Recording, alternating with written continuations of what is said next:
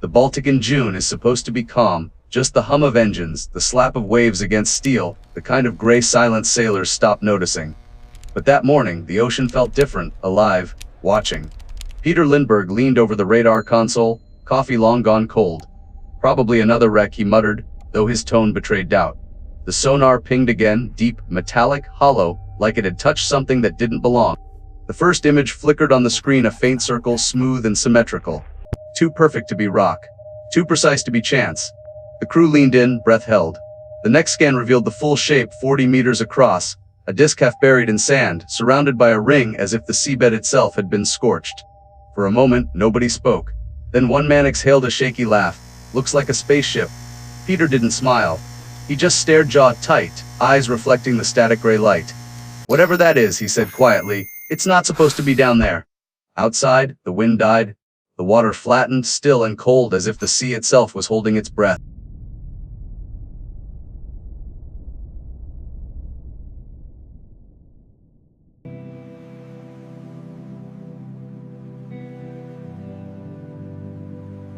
The next morning felt almost normal. The Baltic stretched calm and gray beneath a pale sun that never quite rose, just hovered low, turning the waves to glass. The crew of Ocean X moved slowly, each man following familiar rhythms, coiling ropes, checking valves, tightening straps, motions done so many times they no longer required thought. Peter Lindbergh pulled on his gloves, the leather stiff from salt. Keep it slow today. No rush, he said to Dennis, the youngest diver. Dennis nodded, smiling nervously, the kind of smile that hides fear behind excitement. Inside the cabin, the old radio hummed a faded rock tune from the 80s. Someone stirred sugar into instant coffee, another tested the oxygen lines, the quiet clinks and hisses filling the room like a heartbeat. Outside, the wind brushed the hull softly, as if not wanting to interrupt. Depth check, Peter called. 240 and steady, came the reply. Everything was fine to too fine. Peter leaned toward the window. The water shimmered like brushed steel, smooth and endless, the kind of surface that looked almost solid. He'd spent 20 years chasing wrecks, lost ships, forgotten cargo, stories buried under silt, but this time, the air felt heavier. The sea didn't feel silent, it felt aware. Dennis chuckled. Guess we're treasure hunters now, huh? Peter didn't smile. We're not after gold, he said. Just answers. The radio hissed, then went quiet. A single gull cried somewhere above, sharp, distant, and was gone. Only the hum of the engine remained, carrying them toward a place no map could explain, where the sea itself seemed to be holding its breath.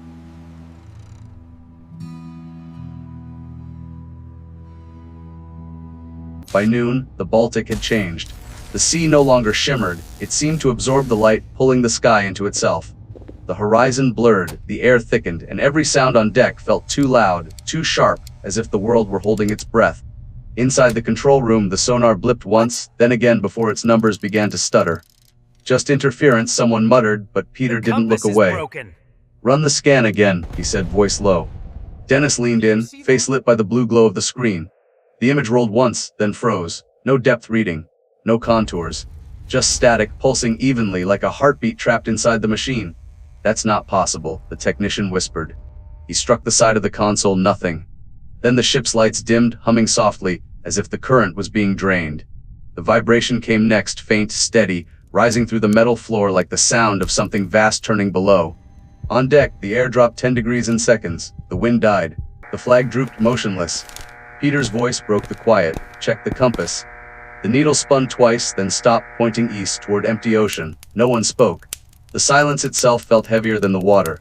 Then Dennis's voice crackled through the headset, warped by static. Captain, I'm seeing shapes. Big ones. The radio hissed, then came the tone. A single, drawn-out note, not mechanical, not human, alive. It vibrated through the pipes, through their chests, through the sea.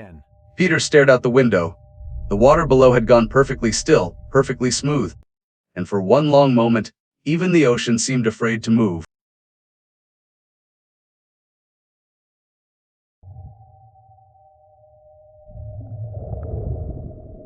The first diver hit bottom at 90 meters. Visibility almost zero, only drifting clouds of silt, a pale beam of light carving a narrow tunnel through black water. The sound of his own breathing filled his ears, loud and fragile. Stay close, Peter said through the radio. The reply came fractured, thin, like someone whispering from another room. The seafloor tilted upward, not jagged but curved, deliberate. Dennis brushed his glove across it. The texture was smooth metallic, seamless, not rock, not wreckage. It's too even, he murmured. It's built. Static cracked violently in his headset. It's warm, he gasped, jerking his hand back. The metal's warm. Above on the Ocean X, cameras glitched. One screen went black, another filled with whirling bubbles. Pressure's spiking, the technician shouted. The line trembled, metal straining. Peter's voice broke through, tight with panic. Reel them up! Now!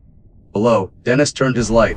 A perfect arch appeared before him, a doorway sculpted into the structure. His pulse raced. Inside that arch, the water looked darker, not shadow, but motion. Something was moving. Captain, his voice faltered. Something's... A shriek of static drowned him out. Every monitor upstairs turned to white noise. Then nothing. Not silence, but absence, the kind that presses behind your eyes. The ship jolted sideways. Coffee spilled across the controls. Metal groaned under invisible weight. Dennis, respond! Peter barked into the radio. A whisper came through. I can't see, then a pop, a sharp metallic crack, the sound of rushing bubbles. The line went dead. Alarms blared, then cut out as power failed. The room sank into dim red light. Instruments froze, every needle pointing off scale. The hum beneath the deck deepened into a tremor. A shout from above deck, Captain! The water, look! Through fog and steam, the surface churned violently. A perfect white circle expanded outward, rotating counterclockwise, dragging the sea inward like a living breath. The air tasted metallic. Then it came, the sound. A low, resonant hum, ancient and mechanical, rising from below. It pulsed through the hull, through bone. Peter stumbled to the window.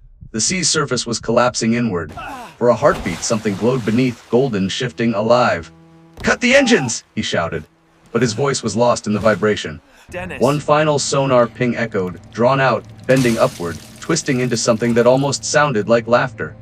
Then the light vanished, the hum stopped, and the Baltic went completely dark.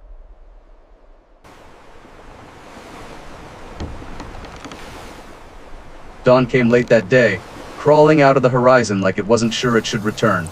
The sea lay flat and colorless, no wind, no foam, no life. It looked peaceful, but every man on deck knew that kind of calm meant something was wrong. Peter stood by the railing, coat unbuttoned, eyes locked on the GPS. The coordinates still glowed faintly, steady and cruel. We lost him there, he said, voice cracking. The wind didn't answer. It hadn't moved since the night before.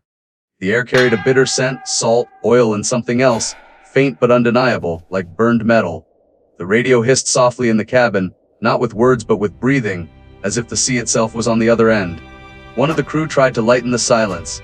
He probably surfaced somewhere else, he said. Hey everyone. But the words hung there, thin and empty. Everyone knew the cables hadn't snapped. They had been let go. Peter crouched beside the helmet Dennis had worn, cracked glass, dented metal, still damp with seawater. He ran a thumb along the fracture, slow and careful, as if touching skin. There's nothing down there worth dying for, someone muttered behind him. Peter nodded, but he didn't move. His eyes stayed on the water, a gray, endless mirror that had taken one of his men and given nothing back. Inside the cabin, the monitor looped the final sonar ping, a single glowing circle, pulsing weaker each time until it vanished into black. Hours passed. No one spoke. Even the gulls stayed away. Only the low hum of the engines and the slow, rhythmic breathing of the waves, like the ocean was trying and failing to forget. Years passed, but Peter never stopped thinking about that morning, the coordinates, the hum, the light beneath the water. Time dulled the headlines, not the memory. He still took diving jobs, but never deep ones. Never where the water turned black. Every descent felt like a question that waited at the bottom, unfinished, patient. The reports that came later were clean, official, easy to believe. Geological anomaly, they said. An echo pattern misread by sonar. Experts dismissed the rumors, journalists moved on. Peter repeated their words sometimes, late at night, trying to let science bury what memory wouldn't. But when the world went quiet, when the sea outside his window turned silver under moonlight, he'd hear it again, that low hum, deep and deliberate, like something breathing beneath miles of salt and darkness. Maybe it was nothing, he once said during an interview, his hands still rough from work. He looked down, smiled without meaning to. But if it was nothing, he murmured, why did it feel like it was waiting? In his workshop, the cracked helmet still sat on a wooden shelf. The glass was lined with salt veins that caught the light like scars. Sometimes he'd brush his thumb across it, not to remember, but to convince himself it had ever really happened.